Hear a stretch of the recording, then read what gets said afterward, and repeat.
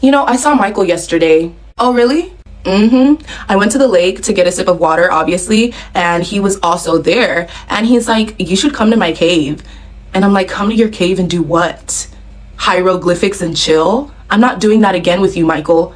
And he's like, no, no, relax. I want you to come over. I'm gonna go hunting and gathering, and we can have a really nice dinner, and I'll start a fire, and it'll be so romantic, and blah, blah, blah. And I'm just like, what was that? I don't know.